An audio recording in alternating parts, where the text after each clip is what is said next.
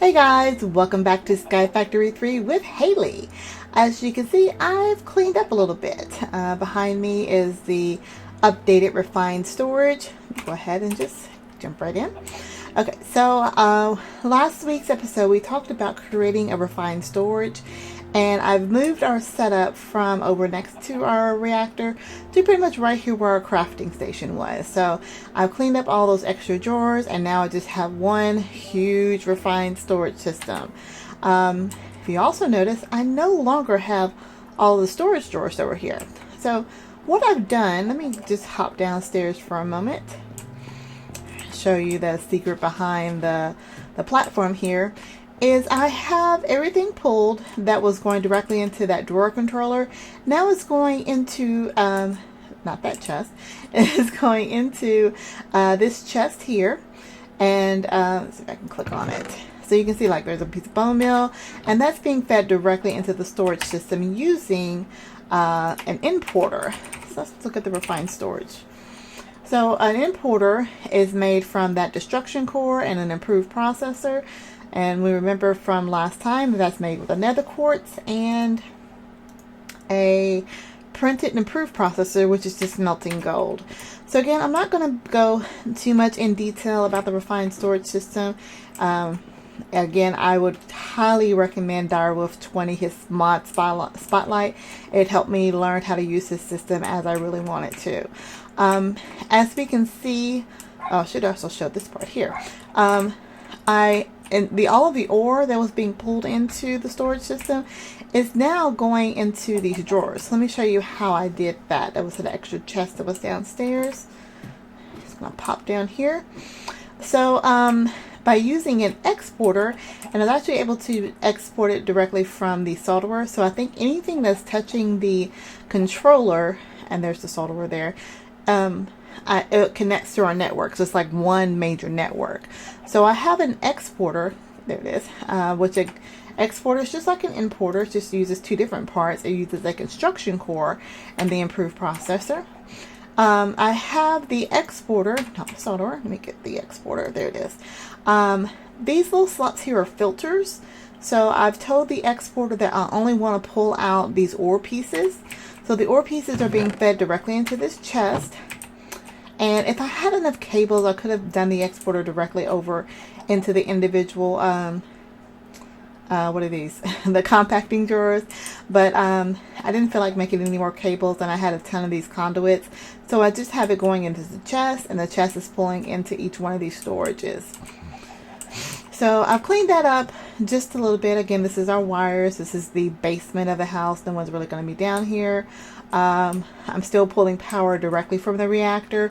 At some point, we are going to get some wireless connectors set up, so we don't have to use these wires to pull from the reactor, which is our current source of power, all the way over to some of our machines here. Let's check in on something else. We are in the process of trying to make that last achievement. What is that last one? It's called create an octuple words are create a single octuple compressed cobblestone block.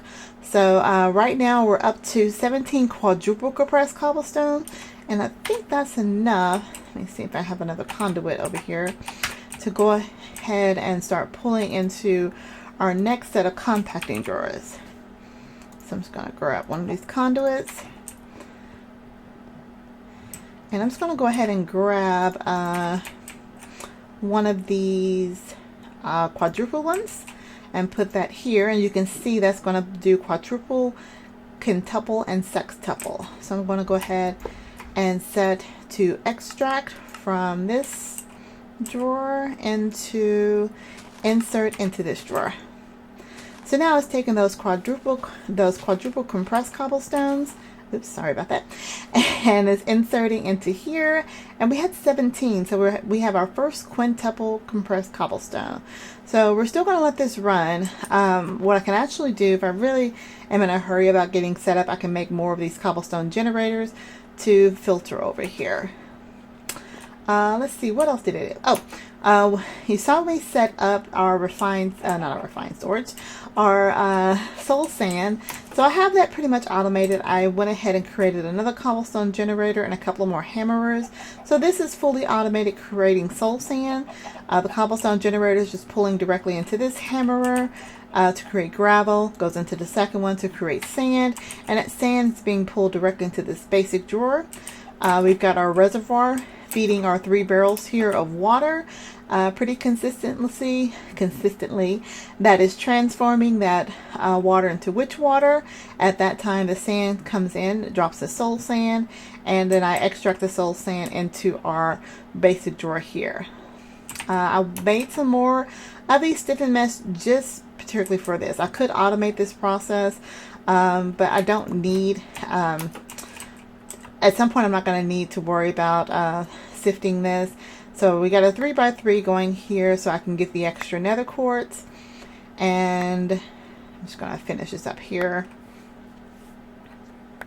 Come on, 2 more stacks. So you see how fast that goes. I can go through a stack in about 15 seconds or so. So I'm gonna have to still run over here. That's the only issue that I have, is that I have all my storage over here and I got my machines over on this side, but that's neither here nor there. So I'm dropping my nether quartz into our, get that over there. Drop our nether quartz into our little space here, switch our lever on, and that's going to continue to turn that nether quartz into our prismarine shards. Turning the prismarine shards, about half of the stack I'm making the crystals, and if you remember what we're doing this for, it's for those growth crystals to make the sea lanterns. So I did make a few more here, and I do see an increase in the speed of the amount of crops that are growing. So this is definitely a setup that I know that works. Again, it doesn't look the prettiest, but we're not kind of going for pretty. I'm going for functionality at this point. If we look in our crafter, I can see that I've already got about a stack and 22 of the Supremium essences. So we're doing pretty good on that. At some point, I do want to make a master infusion stone, because the infusion crystals, the regular infusion crystals, they only hold about 1,000 each. So I gotta keep making those, but I'm getting plenty of the materials to make those from our seeding system. So what are we going to do this episode? I think I want to look into making some tier 5 seeds. There are a couple that are really kind of on my mind, and I want to just at least get them started.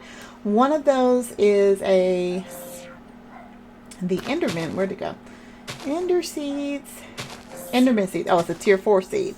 Now that requires 4 of these Enderman chunks, some Purium essences, which I'm not too worried about because I've got plenty of the essence coming in, and it requires a tier 4 crafting seed. So let's go ahead and see what we can do to make one of those. The tier 4 crafting seed takes a tier 3 crafting seed, a tier 2 crafting seed, a tier 1 crafting seed, and a base crafting seed. Base crafting seed is just prosperity shards surrounded by a seed. So let's go ahead and grab, I think that'll be enough essences I'm going to need, because we're just going to continue to let that grow. And I should have some shards in here. So if I drill down, yeah, I have everything but the seed. Oh, I forgot to grab the seed. All my seeds are in this drawer. I'm going to need, there's a few that I want to make. I think 3 different seeds, maybe 2, I'm not sure. Alright, so let's go ahead and make a few base crafting seeds. Alright, so we know for this particular recipe I'm only going to need a tier 4. So let's go ahead and break down some of our shards here. Tier 4, so I'm going to need to break these down. Ooh, that was a lot. There we go. So if we take one of our base crafting seeds and we're going to surround it by 4 of those little, 4 of those little guys, or am I missing one? I think I'm missing one level. Ah, yeah, I need the original ones. Okay, let's see, will that come back? Oh, it's going back in there. That's probably going back in there, but that's the fun part about it. So let's go back to our base crafting seed. I want to turn that into one of those. Then we're gonna upgrade this all the way to a tier 4. I think the orange one's next. There we go. Get our blue one going. And that's our tier 4 crafting seed. Now, we also need some of these Enderman chunks. So, you remember a few episodes back, you probably saw me swinging at some Endermen. I think the issue is that the the fan here, it's considered like weather. You know, Endermen don't like rain. I guess they don't like wind either. Because as soon as they spawn here, they feel the breeze and they just hop out and go crazy. So I've been smacking them around with our Solarian dagger. And I should have enough. There we go. I have 4 Enderman chunks, which is all I need to make this seed. So let's go over here. And we should be able to make our Enderman seed. Let's see. 1, 2, 3, 4. One of those. 1, 2, 3, 4. Alright, so we have our first Enderman seed. Now, our Enderman seed is going to give us Enderman essences. I think what I'm going to do, I'm going to move our taters out the way. And I'm not really using those. And I still have all that land back there, but we have a lot of magical crops that we're going to start growing here. So I'm going to use this section, going to just plop down our Enderman essence, and that's going to grow into Ender essence, which kind of takes us into our next item I'm looking for.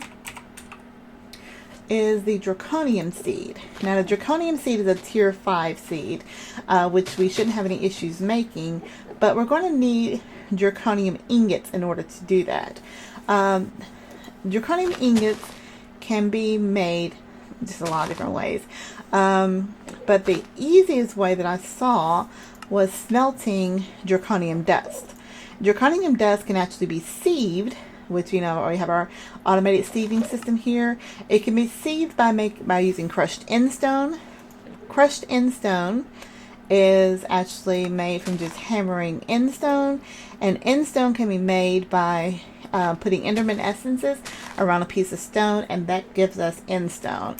So I am going to be looking to make a ton of Draconium, but if we look at the drop rate of the Draconium as the Draconium from the where am I going? There it is.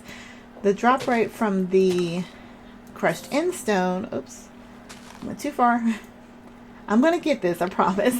The drop rate from the endstone is a very small percent.